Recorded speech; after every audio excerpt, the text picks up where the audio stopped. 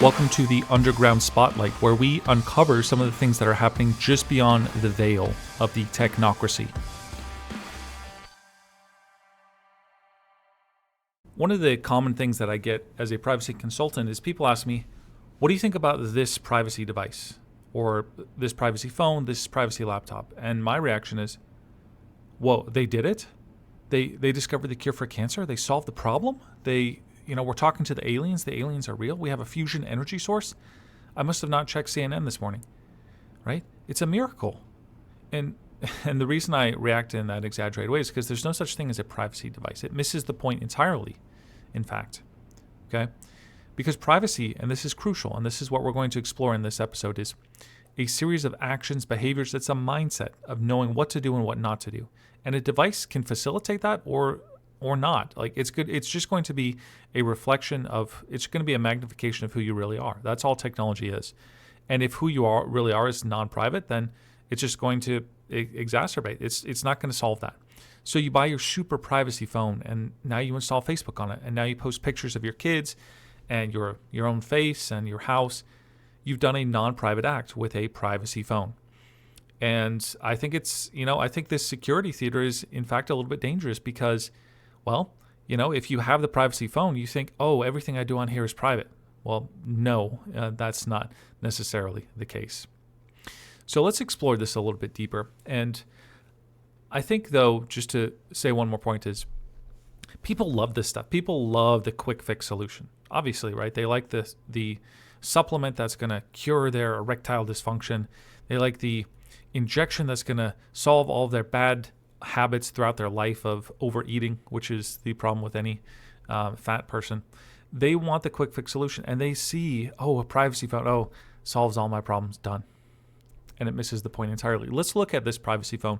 Okay, let's dig into this a little bit more. This website says you can buy a phone to take control of your digital privacy with secure smartphones. Contradiction in terms. You cannot have privacy and smartphones, all right? Anytime you're using any phone, it's revealing your location, which is a part of your identity. If it's connected to your name, that's a very clear connection to your identity. You cannot have privacy with smartphones. Pretty simple, okay? So that's a little bit misleading, first of all. Me, I want privacy, so I don't have a phone. I don't carry a phone with me. I do test them now and then, but I don't carry a phone with me. That is how you have privacy, okay? You don't have a phone. Now, let's see what privacy it claims to be offering if you do decide to use a phone. So it says all this stuff, and now I'm scrolling down. We have Above OS. That's the only thing I see. Above OS and privacy first features. Okay, let's see what that entails. We scroll down here. We have a number of Google Pixel phones. Okay. What are the privacy features? First of all, I can get a Pixel 9a from Amazon for $500. So why is that $1,000? I guess I'm paying $500 for this operating system installed on my phone. That seems a little bit excessive. Let's check into this. So this is the Pixel 9a. I'm looking here. Where's the privacy? Where's the privacy features? It looks like a pretty normal phone, upselling me certain things. I don't see anything on here to suggest that these are privacy devices. Okay. I guess it's the Above OS. That's going to give me privacy. All right. So what is Above OS? Search for Above OS. The GitHub, is this it?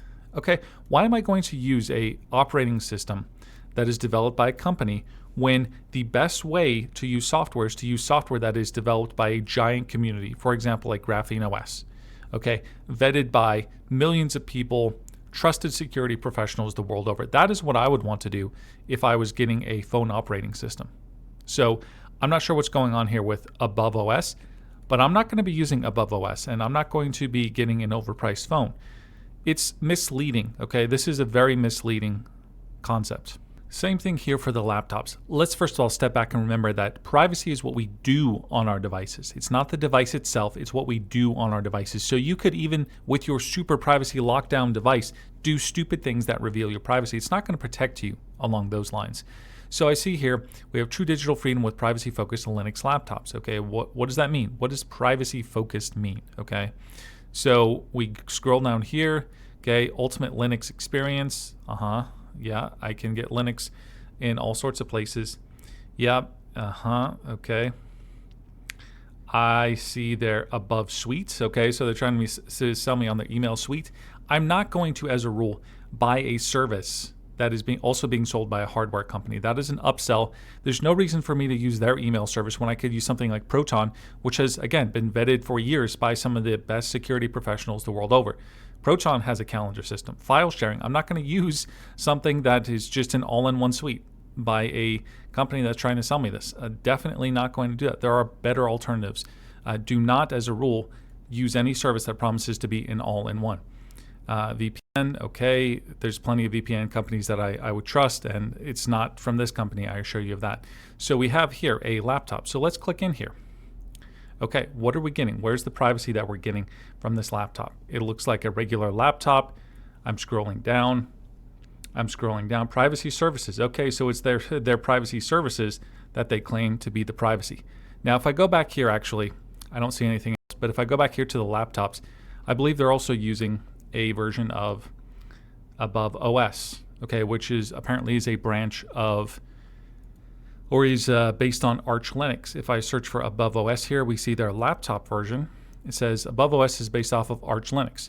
Well, why wouldn't I use Arch Linux then? Why would I use an offshoot of Arch Linux when I could just use Arch Linux itself? It doesn't make sense. It does not make sense. If I want a laptop, okay, I'm going to buy a laptop. I'm going to spend the half an hour or an hour it takes to learn how to install Linux on my computer, and I'm going to go from there. And this is another point, by the way. What this company is doing is it is installing its own operating systems onto its devices. You can do that yourself, and I think you should do that yourself, because privacy and having privacy is about understanding the systems around you, having a little bit of tech savviness. If you can't spend the hour or two, or maybe afternoon it takes to learn how to install Linux onto your computer, onto your laptop, then you probably don't care about privacy. So I would prefer that you go and you purchase a cheap laptop. Let's search for the classic ThinkPad. Okay, so I'm probably getting a better price here if I just buy a straight up ThinkPad and go and get, for example, something easy for beginners, Linux Mint. I can go and I can install Linux Mint on this laptop. And by the way, one more thing. If I purchase something like a ThinkPad or something like this, I can go to a physical store and pay with cash and actually have a physical purchase that I cannot if I pay an online shop.